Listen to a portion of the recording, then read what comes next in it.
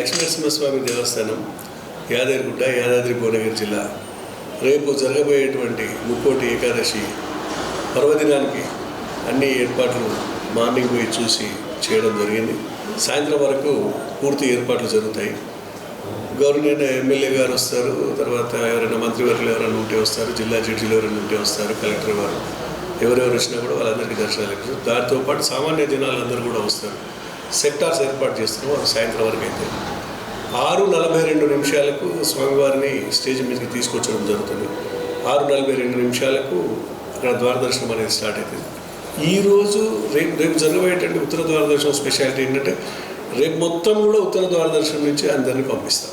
అదొక స్పెషాలిటీ ఉంది కాబట్టి అందరు కూడా మోక్షం ఉంటుంది అనేటువంటిది ఒక ఇది ఉన్నది. అందుకోసం చేస్తున్నాం. వచ్చిన వాళ్ళందరికీ కూడా లడ్డు బూందీ ప్రసాదము, తర్వాత పులిహోర ప్రసాదం కూడా ఏర్పాటు చేశాం. అందరూ కూడా సకాలంలో వచ్చి దర్శనాలు చేసుకోవాలని కోరుతున్నాం.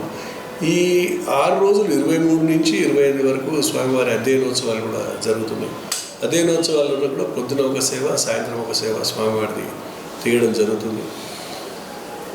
రేపు మొత్తం కూడా ఉత్తర ద్వారదర్శనం నుంచి దర్శనాలు ఉండడం వల్ల ప్రజలు వాళ్ళ వీలుని బట్టి కొద్దిగా టైం కేటాయించుకొని వస్తే ఈజీగా ఉంటాయి. ఇక్కడ ఒక్కసారి రద్దీ కాకుండా ఉంటుంది నా యొక్క విజ్ఞప్తి. మా పోలీస్ సిబ్బందితోటి కానీ, చైర్మన్ తోటి కానీ, స్టాఫ్ అందరితోటి కానీ మాట్లాడడం తక్కువ సమయం ఉంది. అయినప్పటికీ కూడా ప్రతి ఒక్క ఇష్యూలో కూడా డీటెయిల్గా పోయి ఏర్పాట్లు చేయాలి. వచ్చిన వాళ్ళకి ఇన్కన్వీనియన్స్ కావద్దనే ఉద్దేశంతో ఏర్పాట్లు చేస్తాం.